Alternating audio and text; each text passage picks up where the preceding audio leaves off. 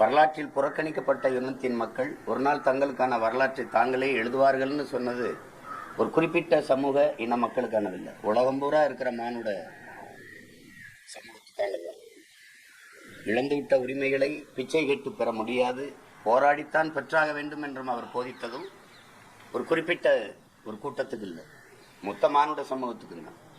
அப்படியான ஒரு படமாக தான் இதை நீங்கள் ஒரு படம்ங்கிறது ஒரு பாடம், ஒரு படிப்பினை, ஒரு புரட்சிகர ஒரு போராட்ட வரலாற்றை கொண்ட ஒரு புதினம்னு சொல்லலாம். ஒரு நாவல், ஆங்கிலத்தில் நாவல், ஒரு புதினம் அப்படிதான் சொல்லணும்.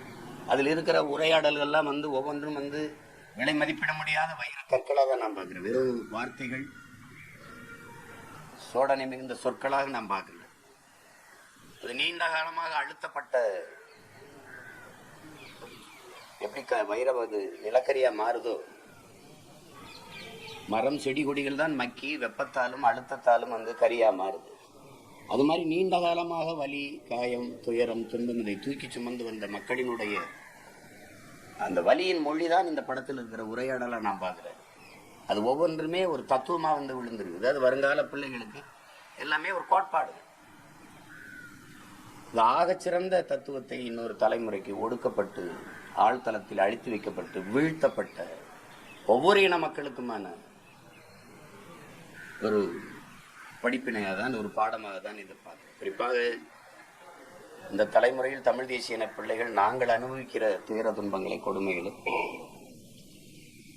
வெளிப்படையாகவும் நேரடியாகவும் மறைமுகமாக எப்படி பார்த்தாலும் எங்கள் தாத்தா கலியபெருமாள் அவர்களுடைய இது போராட்ட வரலாறு தான் இருக்குது. வாத்தியார் கலியபெருமாள் பெருமாள் வாத்தியாரா வர்றாரு. அவருடைய முடிவு இது இல்லை, அது தம்பி ஒரு திரைக்கதைக்காக, திரைப்படத்திற்காக, அது படைப்புக்காக அதை முற்று வச்சிருக்கிறார்.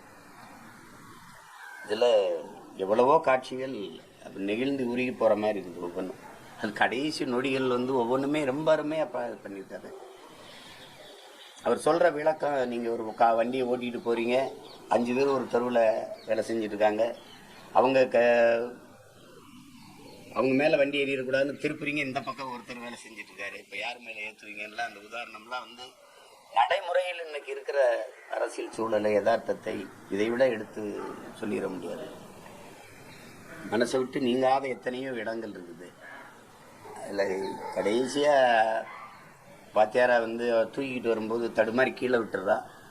அப்போ என் தம்பி தமிழ் அவர் ஏன்னா பணத்தை கூட தூக்கிட்டு வர முடியாதா அப்படிங்கும்போது தம்பி சூரிய அப்படி நிமிர்ந்து இப்படி பார்ப்பான் பாருங்கடே, அது பொணமாடா அப்படின்னு அந்த உணர்வு, அந்த ஒரு காட்சியெல்லாம் அப்படி நெகிழ வச்சிருது.